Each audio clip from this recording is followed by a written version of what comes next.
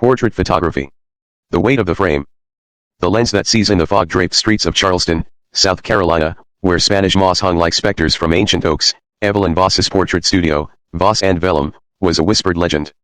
Tucked between a dusty bookstore and a cafe that smelled of burnt coffee, the studio was a relic of another time. Its weathered sign, painted in fading gold, promised portraits that captured more than likeness, they captured truths. Clients left with photographs that seemed alive, their eyes glinting with secrets, their expressions shifting when viewed from different angles. Some called Evelyn a genius. Others, in hushed tones, called her cursed. Evelyn, a wiry woman in her late 30s with sharp green eyes and ink-stained fingers, didn't care for the rumors. She lived for the click of her 1923 Deerdorf camera, a hulking beast of mahogany and brass that she'd inherited from her grandfather. He'd warned her, in his final days, that the cameras saw too much. "It doesn't just capture light, Evie," he'd rasped. "It captures what's behind it." She'd dismissed it as the ramblings of a dying man. But now, after years of strange photographs, clients with shadows that didn't match, backgrounds that held faint, impossible figures, she wasn't so sure. Chapter 1, The Stranger in the Rain. It was October 2025, and a storm was brewing over Charleston. The air was thick with the scent of rain and decay, the kind of night that made you check the locks twice. Evelyn was closing up, her hands smudged with developing chemicals, when the bell above the door chimed. She froze. She'd locked the door an hour ago. In the doorway stood a man, his trench coat dripping onto the hardwood. He was tall, with a face carved from pale marble, high cheekbones, a sharp jaw, and eyes like storm clouds, gray and turbulent. His presence filled the room, heavy as the air before lightning strikes. "Evelyn Voss?" he asked, his voice low, almost a growl, with an accent she couldn't place old, somehow, like he belonged to another era. "That's me," she said, wiping her hands on her apron. "We're closed." "I need a portrait," he said, stepping inside without invitation. "Tonight." She studied him. "His name," he said, "was Julian Crane." He was polite but unsettling, his gaze too steady, his smile too sharp. He wanted a single portrait, black and white, no frills. "Something timeless," he said, and the word lingered in the air like a threat. Evelyn hesitated. Something about him made her skin prickle, but the studio's rent was overdue, and his cash crisp, old bills was persuasive. She led him to the portrait room, where soft lamps cast warm pools of light and candles flickered in iron holders. The Deerdorf sat on its tripod, its lens gleaming like an unblinking eye. "Sit there," she said, pointing to a velvet chair. Julian complied, his movements deliberate, almost predatory. As she adjusted the camera, the air grew colder, the candles guttering despite the still room. She peered through the viewfinder, aligning the shot, and froze. In the frame, Julian wasn't alone. Behind him, faint but unmistakable, stood a woman. Her face was blurred, her eyes hollow, her mouth open in a silent scream.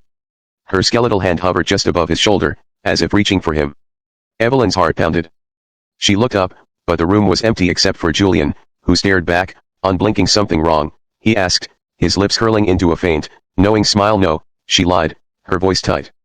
She snapped the shutter, and the camera whirred, a sound that felt like a warning. The air seemed to press against her, heavy with an unseen presence. She excused herself to the dark room, her hands trembling as she developed the plate. In the chemical bath, the image emerged slowly, like a ghost rising from fog. Julian's face was perfect, his eyes piercing even in monochrome. But the woman was there, clearer now, gaunt, with long, tangled hair and a dress that looked decades out of date. Her eyes were pits of despair, and her hands seemed to clutch at Julian's shoulder, though he showed no awareness of her. Evelyn's mouth went dry. She'd seen oddities in her photos before: shadows, smudges, things she could explain away as lens flares or chemical spills. But this was different. This was a person, vivid and wrong. The weight of the past. The next morning, Julian returned for the portrait. Evelyn slid it across the counter, watching his face for a reaction. "Who is she?" she asked, pointing to the woman in the background. His smile vanished. His eyes, those storm cloud eyes, darkened. "You saw her," he said, not a question. His voice was cold now, sharp as a blade. "You shouldn't have." He took the photo and left without another word, his coat swirling behind him like a shadow. Evelyn locked the door, her pulse racing. She tried to shake it off, busying herself with other clients: a family portrait, a headshot for an aspiring actress. But the studio felt different now. The air was heavier, the shadows deeper. Her camera, usually so reliable, began to misbehave. The lens fogged no matter how much she cleaned it, and the shutter stuck, releasing only when it wanted to. That night, she dreamed of the woman. She stood in a misty field, her dress tattered, her face half hidden by shadow. "Find me," she whispered, her voice echoing in Evelyn's skull. When Evelyn woke, her pillow was damp with sweat, and the studio's lights were flickering, though she turned them off before bed. Desperate for answers, she turned to the internet. A search on X for Julian Crane Charleston yielded nothing. No profiles, no posts, no trace. But at the Charleston County Library, buried in a microfilm archive, she found a 1995 article from the Post and Courier. It described the disappearance of a woman named Clara Henshaw, a local artist engaged to one Julian Crane. Clara had vanished after a gallery opening, leaving behind only a cryptic note: "He sees too much." Julian, the prime suspect, had disappeared the same night. The grainy photo accompanying the article showed Clara: long hair, haunted eyes, the same face from Evelyn's photograph. Evelyn's stomach churned. She dug deeper, finding mentions of Julian in older records, strange, fleeting references to a man by that name in Charleston's history, always tied to disappearances. A debutante in 1963, a librarian in 1927, a seamstress in 1890. Each time, a woman vanished, and Julian Crane was mentioned, described identically: pale, sharp-featured, with eyes that seemed to look through you. It was impossible. No one could live that long, unchanged. The cameras CurseBack at the studio, things worsened. Clients complained their portraits felt wrong. A lawyer saw a shadow in his photo that looked like a noose. A bride's engagement shot showed a faint figure in the background, her face obscured by a veil. Evelyn's camera was producing images she couldn't explain, each one laced with dread. At night, she heard the shutter click on its own, the sound echoing through the empty studio. When she developed the plates, she found images of Clara closer each time, her face more desperate, her bony fingers pointing at something just out of frame. Evelyn tried to stop using the Deardorff, switching to a modern digital camera, but the results were worse. The digital shots were corrupted, streaked with black lines like claw marks. One photo, taken of a blank wall, showed Clara's face, her mouth open in a scream that seemed to echo in Evelyn's mind. She called a friend, Marcus, a paranormal investigator who ran a podcast about Charleston's haunted history. He came to the studio, his equipment humming: EMF meters, thermal cameras, voice recorders. "This place is off the charts," he said, his eyes wide as the meter spiked. "There's something here, Evie. Something angry." He set up a recorder and asked, "Who are you?" The room grew cold, the candles snuffing out. When they played back the tape, a woman's voice hissed, "Clara, he took me, he takes them all." Marcus urged her to destroy the camera, but Evelyn couldn't. It was her grandfather's, her legacy. Instead, she decided to confront the entity head-on.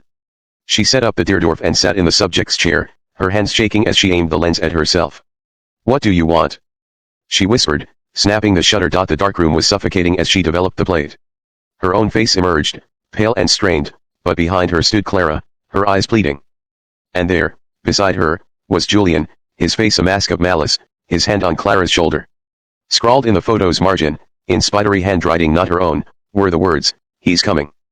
The shadow closes in. Evelyn burned the photo, the flames casting wild shadows on the darkroom walls.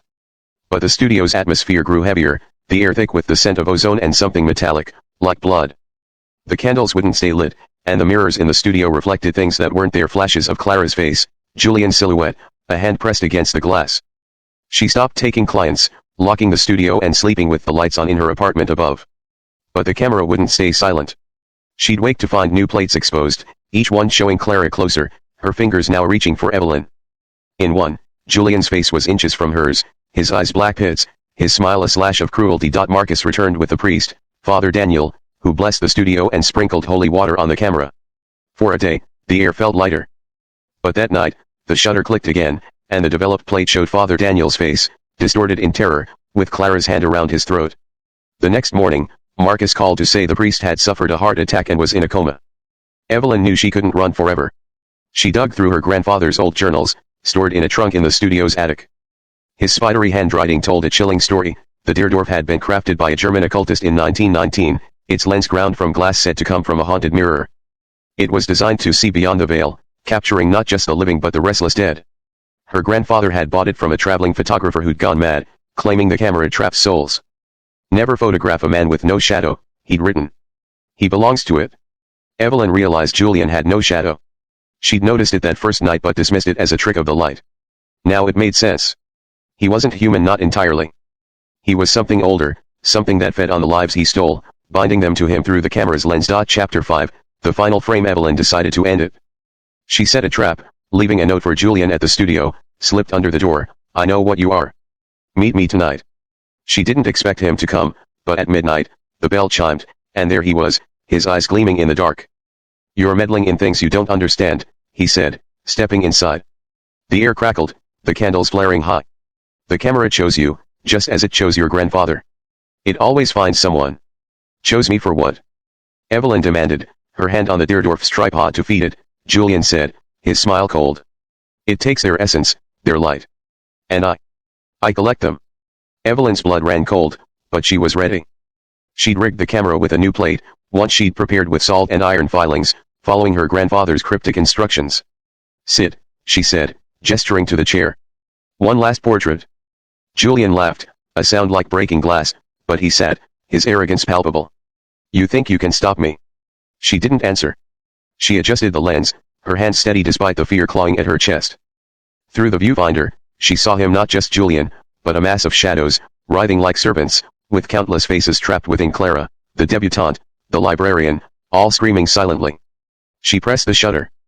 The camera groaned, a sound like a dying animal.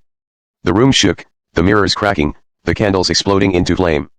Julian screamed, his form flickering, his face distorting as the shadows poured out of him, sucked into the camera's lens. Clara's face appeared in the air, her eyes grateful, before she faded with the others. When it was over, Julian was gone. The camera sat silent, its lens clouded, as if burned from within. Evelyn smashed it, piece by piece, and burned the fragments in a bonfire behind the studio. The flames roared, unnatural colors flaring green, blue, violet, as if the camera's curse was fighting to survive. The empty studio. Evelyn left Charleston the next day, the studio abandoned. She told no one where she went, though some say she headed north, to a place where the light was clearer, the shadows less hungry. Voss and Vellum remained empty, its windows dark, its sign peeling. New tenants tried to move in, but none stayed long. They complained of cold spots, flickering lights, and the sound of a camera's shutter in the night. A year later, a historian found a single photograph in the studio's attic, hidden behind a loose board. It showed Evelyn, her face pale but resolute, with no one behind her. But the frame cast a shadow that didn't match the light, and sometimes, when viewed at midnight, the photo seemed to change. Clara's face appearing, then Julian's, then others, all watching, all waiting. The historian locked it away in the Charleston Historical Society's vault, where it remains, untouched. Curators refuse to display it, claiming it makes the air too heavy, the silence too loud. And on quiet nights, when the city sleeps, some say they hear a faint click, like a shutter snapping shut, echoing from the empty studio where Evelyn Voss once tried to capture the truth and found something far darker instead.